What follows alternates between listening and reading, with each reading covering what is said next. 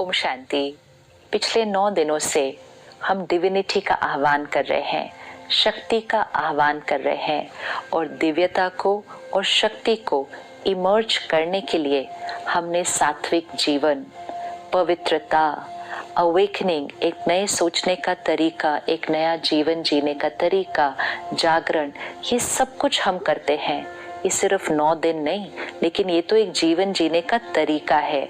अगर आत्मा अपने अंदर की डिविनिटी और आत्मा अपने अंदर की पावर्स को इमर्ज करना चाहे तो फिर प्योरिटी 9 दिन क्यों और सात्विक आहार 9 दिन क्यों और कमजोरियों से जागरण सिर्फ 9 दिन क्यों? ये 9 दिन एक रिमाइंडर होते हैं। फेस्टिवल्स जो आते हैं वो हमें जगाने के लिए आते हैं। फेस्टिवल को एक अलार्म की तरह देखते हैं, जैसे हम एक मॉर्निंग अलार्म लगाते हैं तो मॉर्निंग अलार्म हम फिक्स कर देते हैं। तो जब वो सुबह बजता है तो 3 ऑप्शंस होते हैं, या तो अलार्म बजे और हम उठ जाते हैं, दूसरा अलार्म बजे और हम उसको बंद कर देते हैं, और तीसरा ऑप्शन होता है हमें अलार्म की ज़रूरत ही नहीं है, हम अपने आप उठ जाते हैं। इसी तरह जो त्योहार आते हैं वो एक मॉर्निंग अलार्म की तरह हैं, वो बजते हैं। मतलब 9 दिन देवियों के आए, नवरात्रों के आए, अलार्म बजा। किस बात का अलार्म बजा? जीवन को बदलो, जीवन जीने का तरीका बदलो, जागरण करो अज्ञान की नींद से, सात्विकता को अपने जीवन में लेकर आओ। अलार्म बजा। ये अलार्म बजने के बाद अब हम क्या अलार्म बंद करके उसकी ट्यून को सुनकर वापस सो जाएंगे, या अब हम जाग जाएंगे? और फिर हर साल हमें अलार्म बजाने की जरूरत नहीं पड़ेगी, क्योंकि एक बार जाग गए तो हमें अलार्म की जरूरत नहीं पड़ेगी, हम जगे रहेंगे। और जब हम वो करेंगे, जब जीवन में ये प्योरिटी और सात्विकता 9 दिन नहीं लेकिन एक जीवन जीने का तरीका बन जाएगी, तो फिर रावण मर जाएगा। और इसीलिए 9 दिन के बाद 10वें दिन दशहरा आता है। दशहरा आना मतलब रावण का खत्म होना। आज पूरे देश के कोने कोने में रावण के पुतले को जलाया जाएगा। रावण का पुतला एक बार जला दिया तो हर साल जलाने की क्या जरूरत है? और सिर्फ हर साल जलाते नहीं हैं, लेकिन हर साल उस पुतले को पिछले साल से थोड़ा सा और बड़ा बनाते हैं। ये किसका प्रतीक है? हमारे अंदर की जो कमजोरियां हैं, नेगेटिविटीज, वीकनेसेस, वाइसेस, विकार, ये ईयर बाय ईयर बढ़ते जा रहे हैं। और क्योंकि ये हमारे अंदर बढ़ते जा रहे हैं, ये सृष्टि पर, दुनिया में बढ़ते जा रहे हैं। और क्योंकि दुनिया में नेगेटिविटी बढ़ती जा रही है, तो हर साल वो रावण का पुतला पिछले साल से और बड़ा बनाया जाता है। तो इसको 10 हरा कहते हैं। रावण हत्या नहीं कहते, रावण वध नहीं कहते।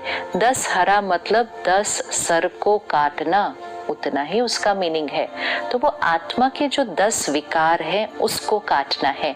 10 vices in every soul। Percentage अलग अलग हो सकती है, लेकिन कुछ ना कुछ मात्रा में ये विकार हमारे अंदर हैं। तो काम, क्रोध, लोभ, मोह, अहंकार, ईर्ष्या, द्वेष, छल, हठ, आलस्य, 10 विकार, 10 vices। ये 10 विकार हमारे वो 10 सिर हैं, और इन 10 सिर को हमें खत्म करना है। और जब हम डिविनिटी को इन्वोक करेंगे, अपनी पावर्स को इन्वोक करेंगे, तो ये 10 सर खत्म हो जाएंगे। तो वो दशहरा का प्रतीक है। अब क्या दिखाते हैं कि श्री राम जी जब एक सर को मारते थे तो वो सर नीचे गिरता था और फिर थोड़ी देर के बाद एक और सर वहां आकर फिर से जुड़ जाता था।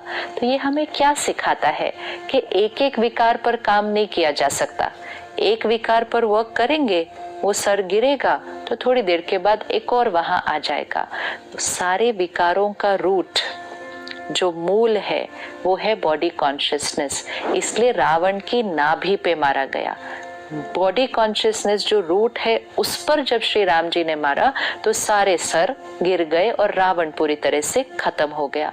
तो हमें एक एक कमजोरी पर, आजकल हम कहते हैं डर खत्म करना है, जेलेसी खत्म करनी है, हर्ट खत्म करना है, गुस्सा खत्म, वो फिर इतने सारे लगते हैं कि देख के डर लग जाता है कि इतने सारे विकारों को हम खत्म कैसे करें, एक एक ही खत्म करना इतना मुश्किल है। तो इतने सब वाइसेस पे वर्क नहीं करना है, किसी भी चीज को खत्म नहीं करना है, बॉडी कॉन्शियसनेस को सोल कॉन्शियसनेस से रिप्लेस करना है। और उसी के लिए डेली स्पिरिचुअल स्टडी और मेडिटेशन, मैं आत्मा हूँ, प्योर आत्मा हूँ, परमात्मा की संतान हो, अपने अंदर शक्ति भरते हैं तो एक एक विकार खत्म हो जाते हैं। और वो सारे 10 सर की अवेयरनेस भी नहीं होती कि हमने एक एक को खत्म किया, अपने आप अनुभव होता है कि मेरी ये कमजोरी खत्म हो गई, मेरी ये कमजोरी खत्म हो गई, ये आदत इतनी पुरानी थी खत्म हो गई। कैसे हुई? सोल कॉन्शियसनेस की प्रैक्टिस से। तो एक बहुत सुंदर मैसेज, एक लर्निंग और उसको जीवन में इम्प्लीमेंट करना। तो कैसे दिखाते हैं कि सीता जी पंचवटी में रहती थी। अब पंचवटी मतलब 5 तत्वों का बना हुआ शरीर, पंचवटी। सीता उसके अंदर रहती थी, राम को याद करती थी, मतलब मैं आत्मा सीता हूँ, इस 5 तत्वों के शरीर में रहती हूँ और परमात्मा को याद करती हूँ। तो मैं सीता उस राम की सीता हूँ, परमात्मा की मैं आत्मा सीता हूँ। जीवन जीने का लक्ष्य बहुत क्लियर था, मतलब purpose of life very very clear. तो लक्ष्य मन में हमेशा था, मतलब लक्ष्मण सीता के साथ था और मर्यादाओं की जीवन हम जीते थे, तो वो लक्ष्मण रेखा चारों तरफ बनी हुई थी। तो सीता पंचवटी में रहती, लक्ष्मण साथ था, पर्पस ऑफ लाइफ, और मर्यादाओं की लकीर कि पर्पस ऑफ लाइफ जो होगा उस अनुसार हमारी मर्यादाओं की लकीर थी, मतलब लक्ष्मण रेखा बनी हुई थी।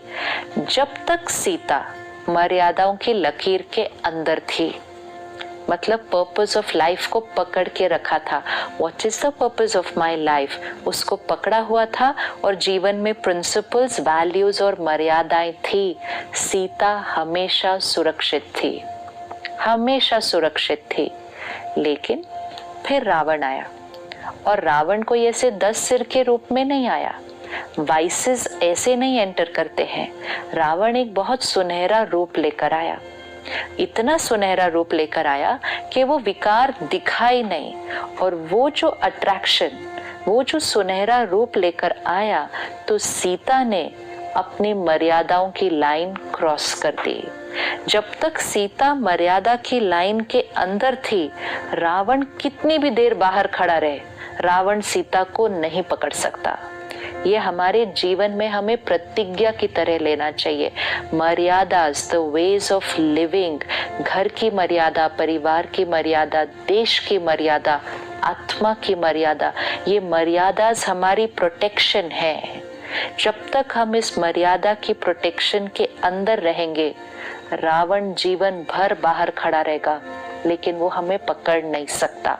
लेकिन जैसे ही सीता ने मर्यादा की लकीर को क्रॉस किया, तब रावण ने सीता को पकड़ा। रावण अंदर नहीं आ सकता हमारे जीवन में, हमें मर्यादा को क्रॉस करके रावण के पास जाना पड़ता है। लेकिन क्योंकि वो रावण दिखता नहीं है, वो इतना सुनहरा रूप दिखता है।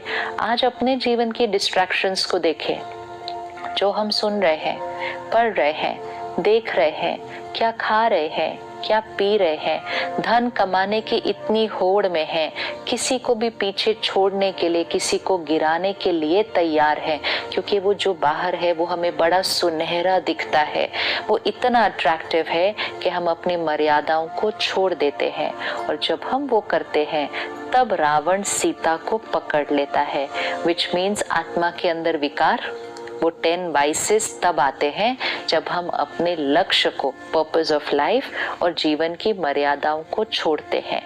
फिर सीता राम को बुलाना शुरू करती है।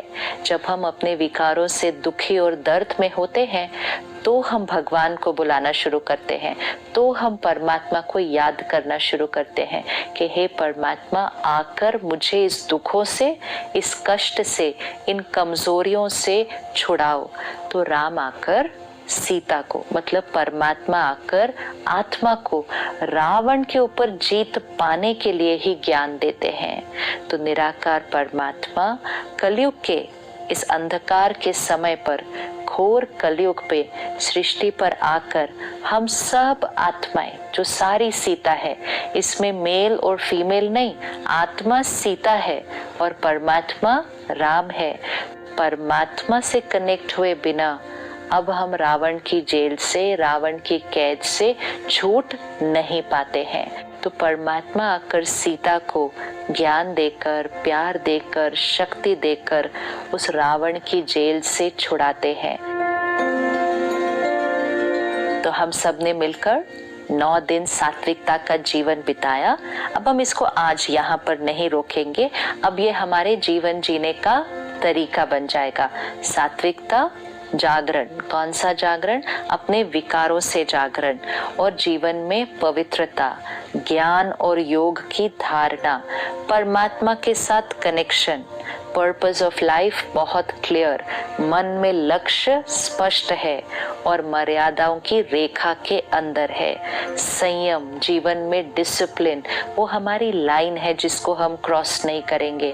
परमात्मा के ज्ञान को स्टडी कर, उस 8 पावर्स को अपने अंदर इमर्ज करके हम इन 10 सर को पूरी तरह से खत्म करेंगे, क्योंकि हम देह भान को खत्म कर रहे हैं। त्योहार इतने प्यारे आते हैं कि पहले नवरात्रि आती है, उसके बाद दशहरा आता है, और जब रावण मर जाता है तो जीवन में दिवाली आ जाती है। जीवन में सात्विकता, विकारों को खत्म किया तो जीवन सत्युगी बन जाएगा। और सिर्फ हमारे जीवन में दिवाली नहीं आएगी, सृष्टि पर ही दिवाली आएगी। तो divinity, power and finishing of vices is the only way to create Satyug on this planet। वो दिवाली, वो सत्युग हम सबको मिलकर लानी है। दशहरे की बहुत बहुत शुभकामनाएं। ओम शांति।